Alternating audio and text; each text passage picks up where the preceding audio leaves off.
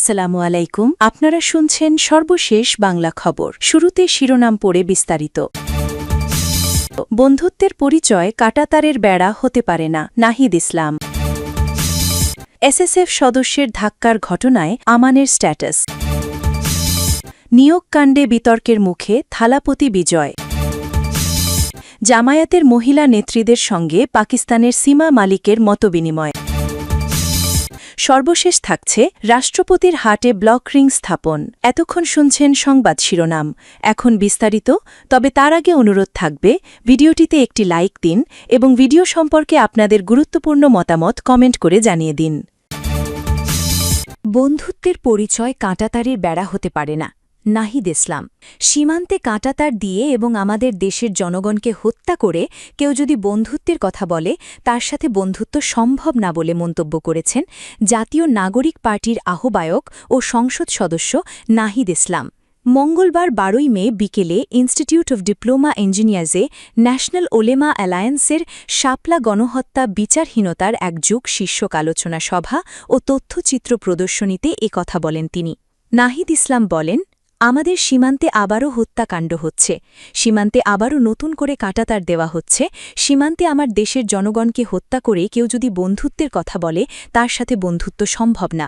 কাঁটাতার দিয়ে কারো সাথে বন্ধুত্ব করা যায় না। এই কাঁটাতার সেই দেশের জনগণ একদিন উপড়ে এলে বাংলাদেশের জনগণের সাথে বন্ধুত্ব করবে। তিনি বলেন, বাংলাদেশের সীমান্তকে রক্ষা করার দায়িত্ব এই সরকারের। এই দেশের সরকার যদি ব্যর্থ হয়, জনগণ সেই দায়িত্ব নিজ হাতে তুলে নেবে। বাংলাদেশের সীমান্ত রক্ষা করার দায়িত্ব আমাদের। এনসিপির নেতা নাহিদ বলেন, বাংলাদেশের আমাদের নদীর যে ন্যায্য হিস্যে, সেটা আদায় করার দায়িত্ব আমাদের। সরকারের প্রতি আমাদের আহ্বান থাকবে, সরকার এই বিষয়গুলোতে দৃষ্টিপাত করবে। সংসদের বিরোধী দলীয় চিফ হুইপ নাহিদ বলেছেন, শাপলা গণহত্যার জন্য জবাবদিহি করতে হয়নি বলে 24-এ আরেকটা গণহত্যা হয়েছে। উভয় গণহত্যার প্রেক্ষাপট তৈরি করেছে অনেকে। গণহত্যাকে হেফাজতের তাণ্ডব বলে প্রচার করা হয়েছে, তাদের সন্ত্রাসী জঙ্গি হিসেবে দেখানো হয়েছে। এসএসএফ সদস্যের ধাক্কার ঘটনায় আমানের স্ট্যাটাস। ঢাকা বিশ্ববিদ্যালয় ক্যাম্পাসে বিশ্ববিদ্যালয় মঞ্জুরি কমিশনের একটি কর্মশালায় যোগ দিয়েছিলেন প্রধানমন্ত্রী তারেক রহমান। মঙ্গলবার 12 মে বিশ্ববিদ্যালয়ের নওয়াব আলী চৌধুরী সিনেট ভবনে এই অনুষ্ঠান শেষে তিনি শিক্ষার্থীদের সঙ্গে এক মতবিনিময় সভায় অংশ নেন। তবে প্রধানমন্ত্রীর যাতায়াতের পথে ভিড়ের মধ্যে ছাত্রদলের কেন্দ্রীয় সাংগঠনিক সম্পাদক মোহাম্মদ আমানুল্লাহ আমানকে নিরাপত্তা বাহিনীর হাক্কা দেওয়ার ঘটনা নিয়ে সামাজিক যোগাযোগ মাধ্যমে ব্যাপক আলোচনা শুরু হয়েছে। এ ঘটনায় ফেসবুকে স্ট্যাটাস দিয়েছেন আমান।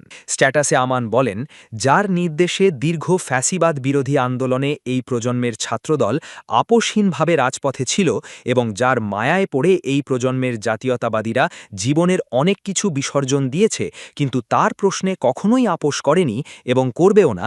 তিনি বলেন, আমাদের সেই ভালোবাসার অবিকল্প শব্দ তারেক রহমান আমাদের ঢাকা বিশ্ববিদ্যালয় ক্যাম্পাসে এসেছেন, এটা আমাদের জন্য পরম আনন্দের।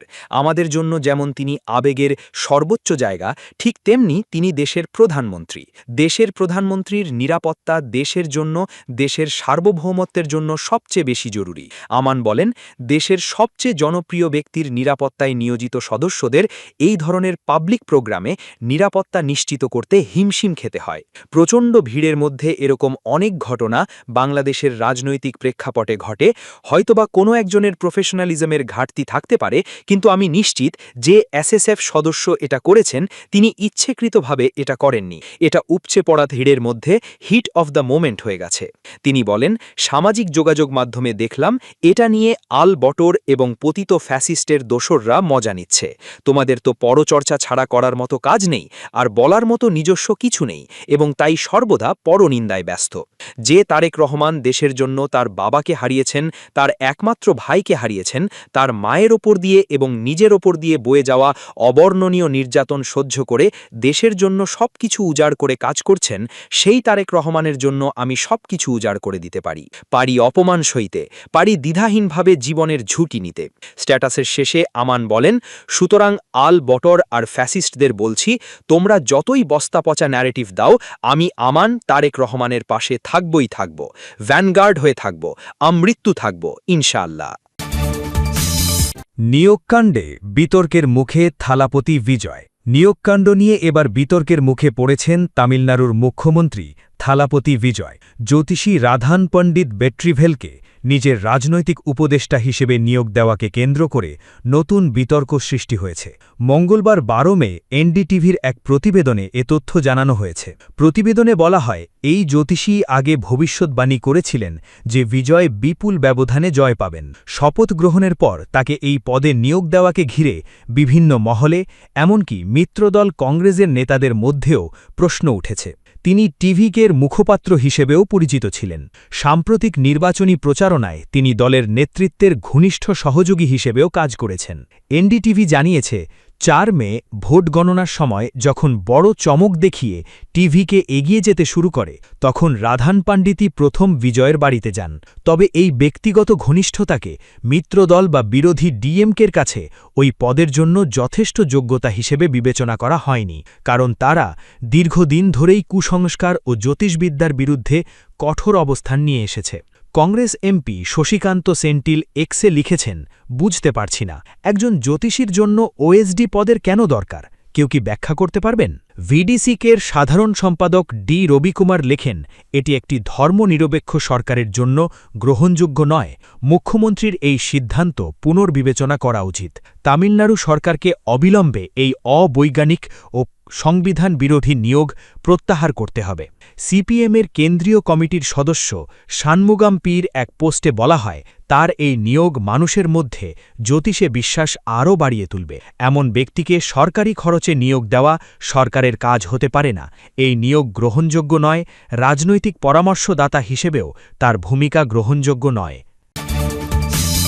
বাংলাদেশ জামায়াতে ইসলামীর মহিলা বিভাগের নেত্রীদের সঙ্গে পাকিস্তানের সীমা মালিকের মতবিনিময়। বাংলাদেশ জামায়াতে ইসলামীর মহিলা বিভাগের নেত্রীদের সঙ্গে সাক্ষাৎ ও মতবিনিময় করেছেন জামায়াতে ইসলামী পাকিস্তানের করাচি জোনের দায়িত্বশীলা ডাক্তার সীমা মালিক। মঙ্গলবার 12 মে রাজধানীর মগবাজারে জামায়াতের মহিলা বিভাগের কেন্দ্রীয় কার্যালয়ে এই মতবিনিময় হয়। সভায় ডাক্তার সীমা মালিককে বাংলাদেশে আসায় স্বাগত ও বিগত পাকিস্তান সফরের কথা স্মরণ করে ধন্যবাদ জানান মহিলা বিভাগের সেক্রেটারি নুরুন্নিসা সিদ্দিকা। তিনি বলেন, ভবিষ্যতে আন্তর্জাতিক পরিমণ্ডলে নারীদের সঙ্গে সম্পৃক্ততা বাড়বে। তার এই সফর দুই দেশের নারীদের মাঝে কাজের অগ্রগতি সাধনে গুরুত্বপূর্ণ ভূমিকা রাখবে। এই সময় ডাক্তার সীমা মালিক বলেন, আমাদের রাজনৈতিক ব্যবস্থা বাংলাদেশের চেয়ে আলাদা। পাকিস্তানের সামন্তবাদী সিস্টেমের কারণে আমাদের দেশে নিজেদের কোনো ইয়াং পলিটিক্যাল ইউনিয়ন গড়ে উঠছে না। আপনারা সমসাময়িক সময়ে নারীদের মাঝে যে গ্রহণযোগ্য তৎপরতা চালিয়েছেন তা প্রশংসার দাবিদার। এই সফরের অভিজ্ঞতা নিজ দেশের নারী আন্দোলনে কাজে আসবে বলে আশাবাদ প্রকাশ করেন তিনি। জামায়াতের কেন্দ্রীয় আইটি বিভাগীয় সেক্রেটারি মাহবুবা জাহানের সঞ্চালনায় সভায় মহিলা বিভাগের রাজনৈতিক বিষয়ক secretary doctor Habiba Chowdhury sweet, বিদেশ বিভাগীয় সেক্রেটারি খন্দকার আয়েশা খাতুন, সহকারী সেক্রেটারি মার্জিয়া বেবন, সাইদা রুম্মান, মানব সম্পদ বিভাগীয় সেক্রেটারি সাবিকুন নাহার মুন্নি, প্রচার মিডিয়া ও সাহিত্য সংস্কৃতি বিভাগীয় সেক্রেটারি নাজমুন নাহার নীলু, সমাজকল্যাণ বিভাগীয় সেক্রেটারি খন্দকার আয়েশা সিদ্দিকা, কেন্দ্রীয় কর্ম পরিষদ সদস্য সালমা সুলতানা, রোজিনা বেগম, সুফিয়া জামান, আমেনা বেগম, উম্মে খালেদা জাহান, জান্নাতুল কারিমা সুইট, বাংলাদেশ ইসলামী ছাত্রী সংস্থার কেন্দ্রীয় সভানেত্রী মুঞ্জিয়া প্রমুখ উপস্থিত ছিলেন। রাষ্ট্রপতির হার্টে ব্লক, রিং স্থাপন। যুক্তরাজ্যে অবস্থানরত রাষ্ট্রপতি মোহাম্মদ শাহাবুদ্দিনের হৃদযন্ত্রে একটি ব্লক শনাক্ত হয়েছে, ফলে তার হার্টে জরুরি ভিত্তিতে সফল অ্যাঞ্জিওপ্লাস্টি ও স্ট্যান্ট বা রিং স্থাপন করা হয়েছে। বর্তমানে তার শারীরিক অবস্থা স্থিতিশীল ও সন্তোষজনক রয়েছে। মঙ্গলবার 12 মে 2024 বাংলাদেশ সংবাদ সংস্থার এক প্রতিবেদনে এ তথ্য জানানো হয়েছে। রাষ্ট্রপতির ব্যক্তিগত চিকিৎসক কর্নেল ডাক্তার AKM ভয়জুল হক জানান, আজ দুপুরে যুক্তরাজ্যের কেমব্রিজে অবস্থিত রয়্যাল প্যাপওয়ার্থ হাসপাতালে ইন্টারভেনশনাল কার্ডিওলজিস্ট ডাক্তার স্টেফেন হলির তত্ত্বাবধানে রাষ্ট্রপতির অ্যাঞ্জিওগ্রাম করা হয়। পরীক্ষার সময় হৃদযন্ত্রের একটি ধমনীতে উল্লেখযোগ্য ব্লক ধরা পড়লে চিকিৎসকরা তাৎক্ষণিকভাবে অ্যাঞ্জিওপ্লাস্টি করেন এবং একটি স্ট্যান্ট স্থাপন করেন। বর্তমানে রাষ্ট্রপতি হাসপাতালের চিকিৎসকদের নিবিড় পর্যবেক্ষণে রয়েছেন। রাষ্ট্রপতি তার দ্রুত সুস্থতার জন্য দেশবাসীর কাছে দোয়া চেয়েছেন। এর আগে 2023 সালের অক্টোবরে সিঙ্গাপুরের ন্যাশনাল ইউনিভার্সিটি হাসপাতালে রাষ্ট্রপতির ওপেন হার্ট সার্জারি করা হয়। পরবর্তীতে হৃদরোগজনিত জটিলতার ফলো-আপ চিকিৎসার জন্য তিনি কেমব্রিজের রয়্যাল প্যাপওয়ার্থ হাসপাতালে নিয়মিত চিকিৎসা নিচ্ছেন।